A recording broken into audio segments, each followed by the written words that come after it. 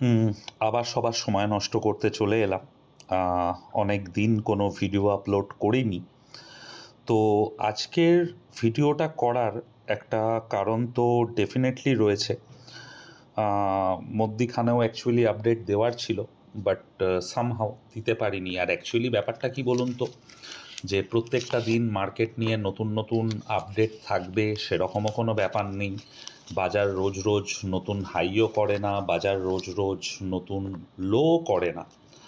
তো যেটা হচ্ছে ব্যাপার, যে আমাদেরকে এই মুহূর্তে দাঁড়িয়ে আজকে ট্যারিফ নিয়ে একখানা ডেটা এসে গেছে অলরেডি, যে ইন্ডিয়ার ওপর 25% ট্যারিফ চেপেছে। আর সবচাইতে যেটা বড় প্রবলেমের করেছে, যে রাশিয়ার সঙ্গে আমাদের ব্যবসা নিয়ে একখানা ঝামেলা তৈরি করেছে, যে রাশিয়ার সঙ্গে আমাদের সম্পর্কটা যাতে খারাপ হয়। যাই হোক, আমার এবার আসি হচ্ছে আসল কথায়। এবার যতদূর সম্ভব আমার মনে হয় যে বাজার এই 25 বা 30% ট্যারিফটাকে না প্রাইসড ইন করে নিয়েছে। বাজারের বড় প্লেয়ারদের কাছে সব রকম খবর থাকে। তো কালকের অনেকে মেসেজ করছে ব্লাড বাথ হবে, এই হবে, সেই হবে, গোষ্ঠীর পিণ্ডি হবে। 100% ট্যারিফ যখন ট্রাম্প বলেছিল, তারপর দিন থেকে যদি বাজার ঘুরে যেতে পারে, 25% ট্যারিফ এমন কোনো বড় ব্যাপার নয়। আবার বলছি, যতটুকু বাজারকে গত 22টা বছর ধাক্কা খেতে খেতে, হোঁচট খেতে খেতে, মুখ থুবড়ে পড়তে পড়তে বুঝেছি, বাজার যদি কালকে নিচে খোলে 24,500কে সাপোর্ট মাথায় রেখে চোখ কান বুঝে আস্তে আস্তে বাইং পজিশন আবার নিফটি 20 বা এইগুলোতে ক্রিয়েট করা উচিত। যাই হোক,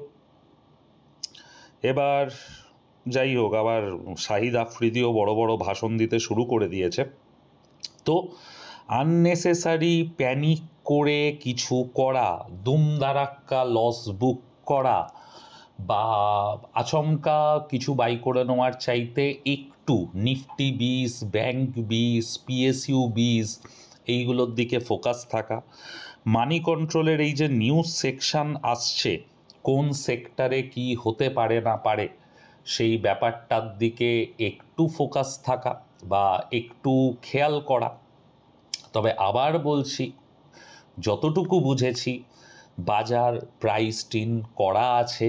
এই যে 25,500 থেকে ফলটা এলো, আজকের আমার আপনার 10,000, 1,00,000, 2,00,000 টাকা হয়তো বাজারে লেগে রয়েছে। একবার তাদের কথা ভাবুন যারা 40,000, 50,000 বা 1,00,000 কোটি মার্কেটে লাগাচ্ছে।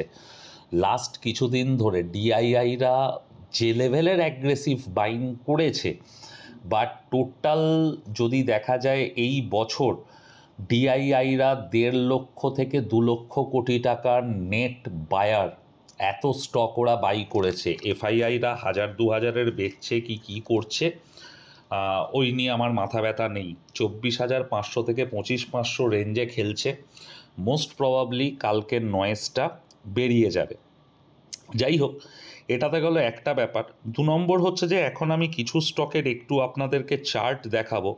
একটু চার্টগুলোকে মন দিয়ে দেখবেন। সেবির অনেক রকম প্রবলেম রয়েছে বা অনেক রকম গল্প রয়েছে। আমি সেবি রেজিস্টার্ড অ্যানালিস্ট নই, তো আমরা অনেক কিছু এখন বলতে পারবো না। জিভটাকে খুব সাবধানে রাখতে হবে। তো মন দিয়ে দেখুন, যদি কিছু বুঝতে পারেন তো বুঝবেন। রেয়ার আর্থ এলিমেন্ট বা REE, এই একটা জিনিস নিয়ে লাস্ট কিছুদিন চায়না সারা পৃথিবীকে থ্রেট করছে। এবার কথা হচ্ছে, এই যে রেয়ার আর্থ এলিমেন্ট বা REE জিনিসটা কি? খুব সিম্পল ব্যাপার। আমাদের হেডফোন থেকে শুরু করে প্রত্যেকটা ডিভাইস থেকে, ইলেকট্রিক ভেহিকেল থেকে হসপিটালের হাইটেক বিভিন্ন মেশিনপত্র, প্রত্যেকটা জিনিসের ভেতরেই না ম্যাগনেট একটা ইম্পর্ট্যান্ট রোল প্লে করে, ঠিক আছে? আর রেয়ার আর্থ এলিমেন্ট এমন একটা জিনিস যেটা হচ্ছে এই ম্যাগনেটটাকে তৈরি করে, বা বলতে পারেন যে কিছু কিছু ম্যাগনেটের প্রকার রয়েছে যেটাকে আমরা ফ্যাক্টরিতে তৈরি করতে পারবো না। হুম, আমরা খালি সেটাকে রিসাইকেল করি।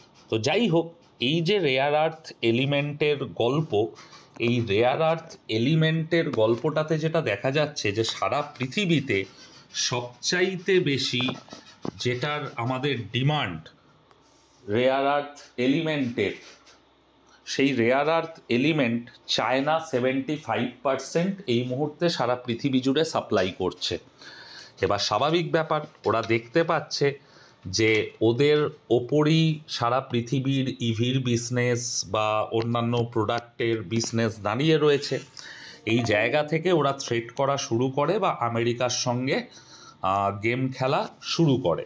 তো যাই হোক, এবার ব্যাপারটা হচ্ছে যে এই যে রেয়ার আর্থ এলিমেন্ট, এটার ইন্ডাস্ট্রি এত বড় বা ডিমান্ড এত বেশি, এর মধ্যে বাজাজ অটো একটা স্টেটমেন্ট দিয়েছিল যে রেয়ার আর্থ এলিমেন্ট মানে 17খানা খনিজ পদার্থ হয় যেগুলো মাটির ধুলোবালির মধ্যে মিশে থাকে, যেটাকে তৈরি করা যায় না। আবার বলছি, সেই রেয়ার আর্থ এলিমেন্ট ভীষণভাবে দরকার আজকের দিনে ইন্ডাস্ট্রির জন্য।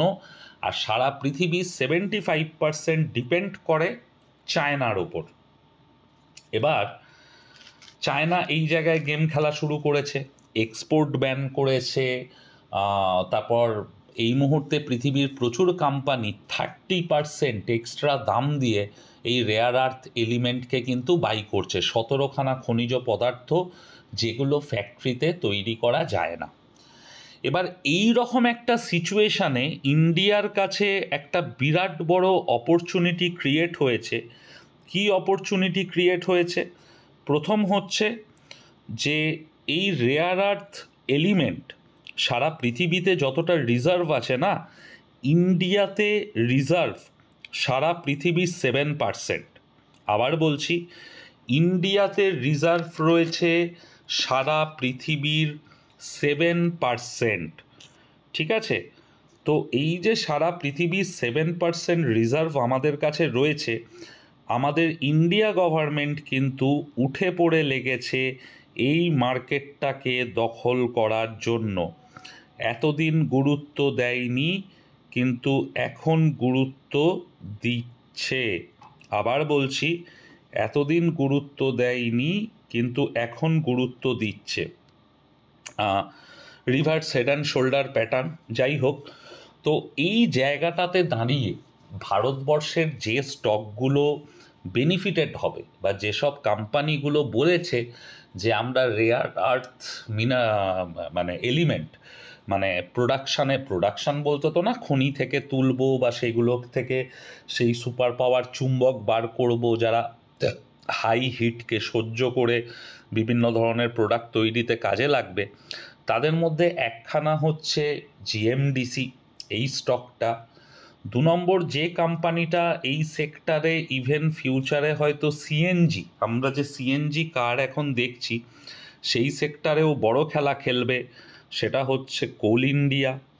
সবচেয়ে বড় প্লেয়ার হতে চলেছে এই ইন্ডাস্ট্রিতে, অলরেডি 10খানা ব্লক নিয়ে বসে রয়েছে, সেটা হচ্ছে বেদান্তা।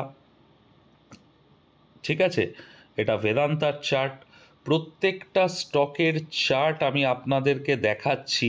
বেদান্তা একটা হিউজ মান্থলি রেঞ্জ ব্রেকআউটের মুখে দাঁড়িয়ে রয়েছে, ওয়াচে রাখুন, দেখা যাক কি করে। এরা কিন্তু মানে এই সেগমেন্টটাতে একটা বিশাল বড় রোল প্লে করবে।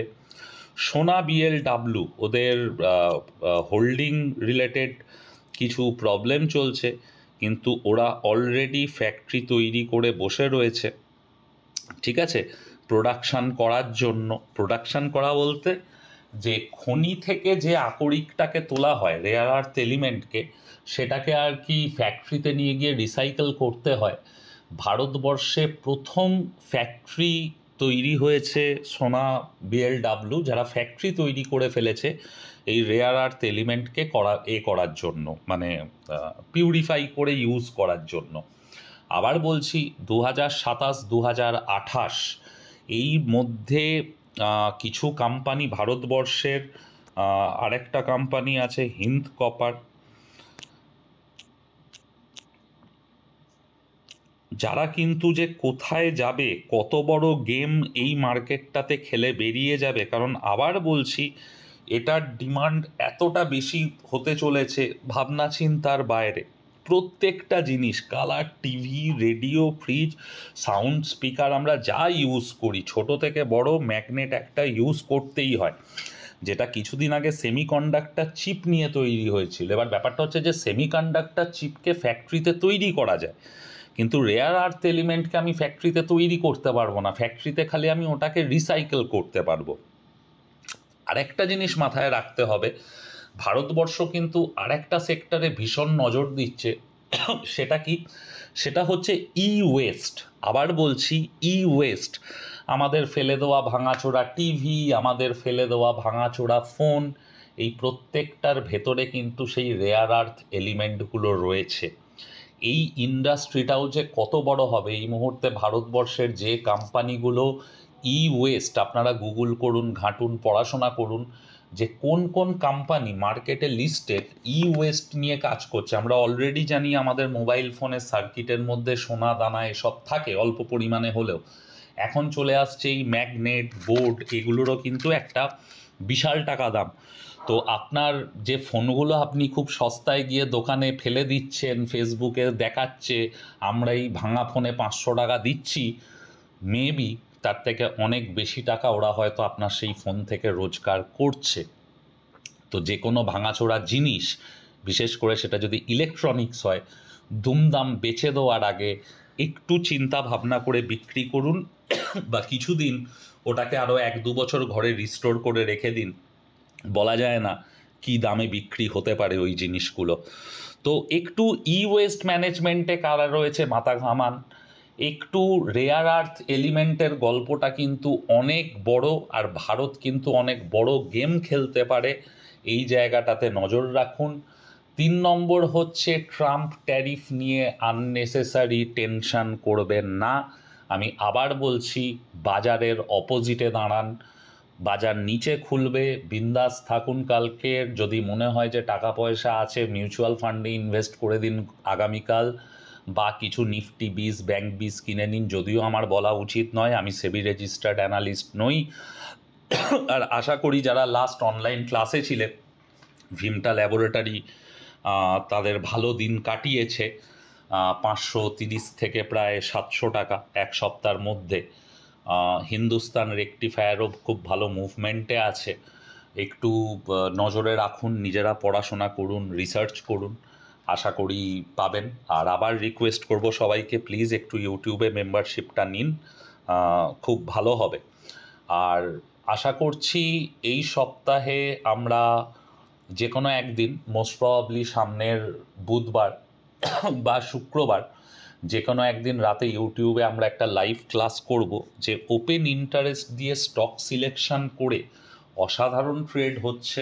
আমি রিসেন্ট কিছুদিন দেখছি, লাস্ট 3-4 মাস ধরে জাস্ট ওপেন ইন্টারেস্টের ওপর বেস করে করে গ্লেনমার্ক থেকে শুরু করে ম্যানকাইন্ড ফার্মা থেকে হাজার হাজার হাজার ভালো ভালো স্টক আর কি ট্রেড দিয়েছে।